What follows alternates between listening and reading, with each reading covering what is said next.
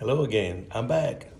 Today we're going to talk about the three phases to planning either a cyber, digital, or physical school attack. The three phases are very simple: initiation, planning, and execution. Initiation is just when this is a formulary. Somebody has an idea that they're pissed off at school, they got a bad grade, they don't want to participate in gym or whatever it is, and they decide they're going to threaten the school, either with a letter, a text, an email, or verbally. That's the initiation phase. Although this needs to be taken seriously and has to be documented, this phase alone is not a cause to raise an alarm, because we often have people that fly off the handle and say stupid things.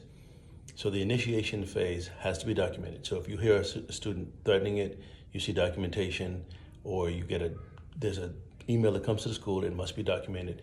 Document this in a long form, because we need to know date, time, and as much information as we can, ISP provider, and everything else, because a lot of this stuff is going to be reported to Homeland, and they will need that information to follow up.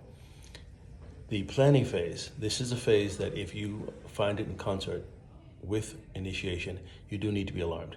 So if a student starts talking about it, whether digitally or physically, and then there's a planning phase, i.e. you see them making notes, asking people when they're going to be at school the next day, looking on the school calendar, or they're taking pictures of the school calendar, that phase needs to be documented. That student actually needs to be spoken to.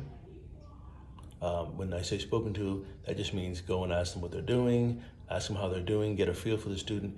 They haven't actually broken the law just yet, but they actually need to be spoken to. And you have to go over there and address the student and ascertain what their plan is for the day.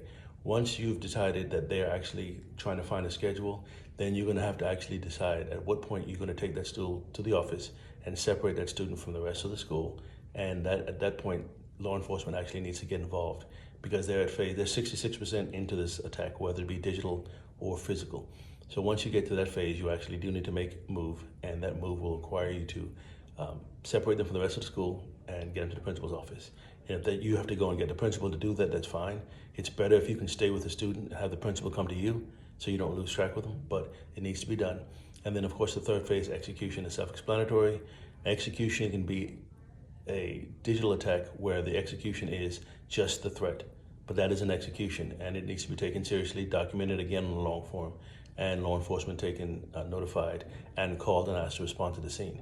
And they will determine what to do at that point as to whether the child gets taken into custody or what happens. But those are the three phases: initiation, planning, and execution. Phase one by itself, not that much of a big deal. 1 and 2 combined is something that raises the alarm. That's when you go to condition orange and you actually go ahead and make contact and do something about it. So think about that, and if you find things, like I said, it can be digital, it can be phone calls, it can be emails. In the next segment, we're going to start talking about the cyber attacks that have become much more prevalent. Be safe.